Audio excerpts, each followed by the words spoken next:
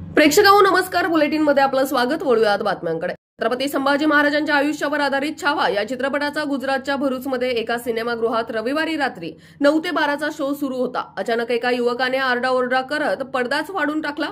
टॉकीजमध्ये एका महिलेला मारहाणही केली. पोलिसांनी ताब्यात घेतले तेव्हा हा युवक दारूच्या नशेत असल्याचे दिसून आले. त्याच्यावर गुन्हा दाखल करण्यात आलाय. 1988च्या बॅचचे IAS अधिकारी आणि विद्यमान निवडणूक आयुक्त ज्ञानेश कुमार यांची नवीन मुख्य निवडणूक आयुक्त म्हणून नियुक्ती करण्यात आली आहे. ते आज ही जबाबदारी स्वीकारतील. सध्याचे मुख्य निवडणूक आयुक्त राजीव कुमार आज निवृत्त होत आहेत. नवीन कायद्यांतर्गत नियुक्त झालेले ते पहिलेच CEC आहेत. त्यांचा कार्यकाळ 26 जानेवारी 2029 पर्यंत राहील. पोलिसांना अवैध धंद्यांची टीप दिल्याच्या संशयावरून बाळापूर तालुक्यातील हातरून येथे सोमवारी 2 गटात दंगल उसळली. दोन्ही गट एकाच समुदायाचे आहेत. अकोल्यातून गेलेल्या हल्लेखोरांची कार जमावाने पेटवली. मारामारीत तलवारींचा वापर करण्यात आला असून 6 जण जखमी झालेत. जखमींपैकी एकाची प्रकृती चिंताजनक आहे. या घटनेमुळे परिसरातही काही वेळ तणाव निर्माण झाला होता.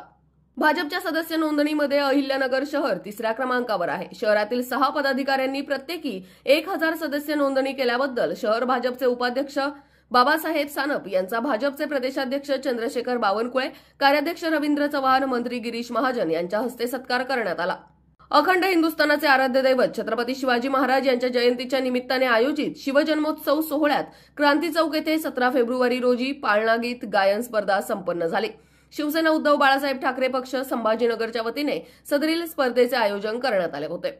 छत्रपती संभाजीनगर जिल्ह्यातील कन्नडचे माजी आमदार हर्षवर्धन जाधव यांना नागपूर पोलिसांनी ताब्यात घेतलंय. ही अटक नागपूर न्यायालयाच्या आदेशानुसार झाली आहे.